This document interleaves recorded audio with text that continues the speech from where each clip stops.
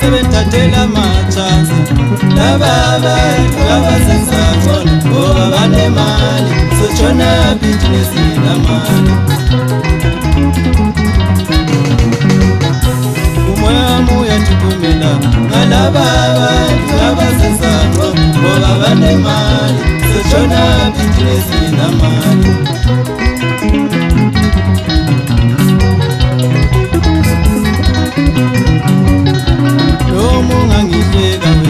anginandaba ngoba ngiyazi uNkulunkulu nguye osinika lesi sibusiso sesikhuluma nasodwa bantu kutheni ngekuthembana ngabe kwenzenjani singabantu banye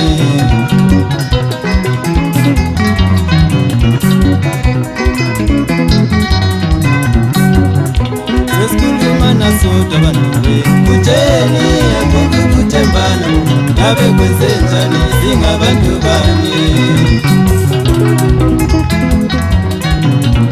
okwamanje mina senandaba nenkulumo zenu bantu lokuthandwa yini sengizacubekela phambili ngempilo ngishaya amakata ngijabulisa abantu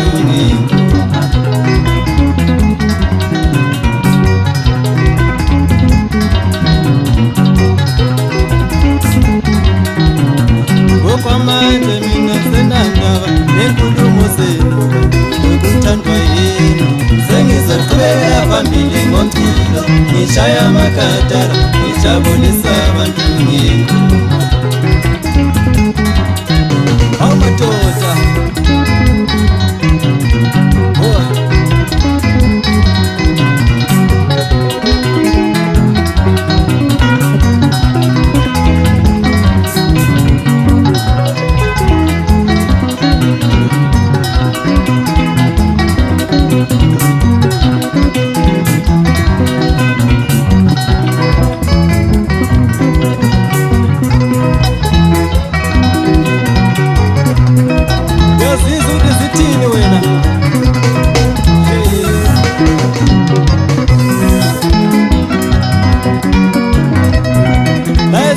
khona kwekhala abantu madoda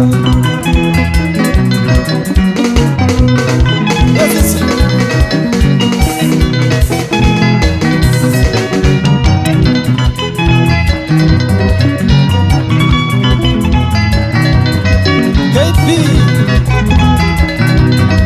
umtala wesawundi lo uzomenzani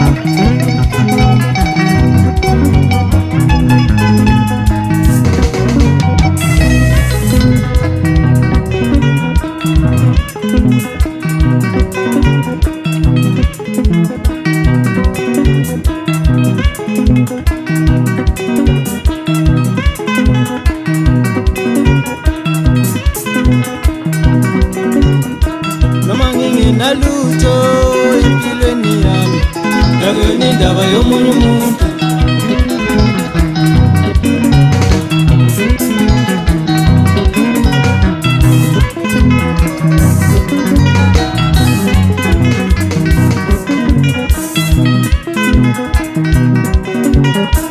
noma nginamali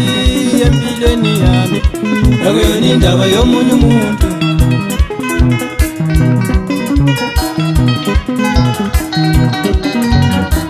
nisize wethu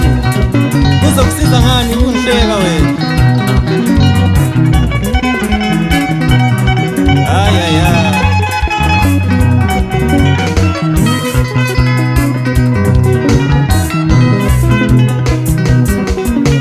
nsize makhelwa size uma ngihluphekile size uma ngingenalutho size uma ngihluphekile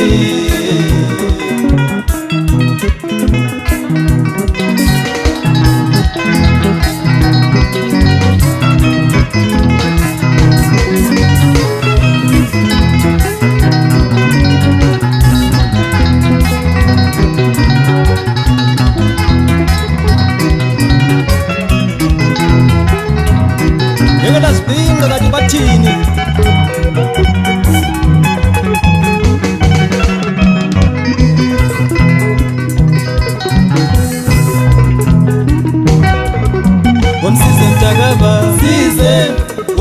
ngihluphekile, size uma ngingenamali, size uma ngingenalutho.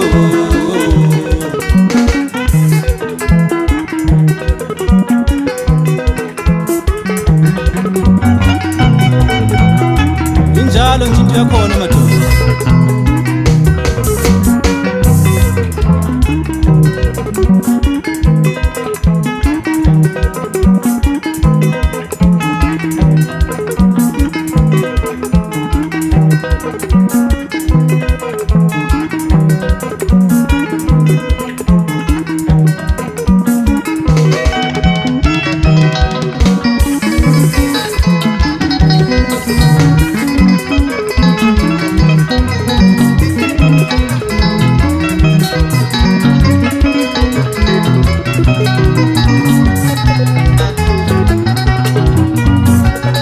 Sebenthathela majazi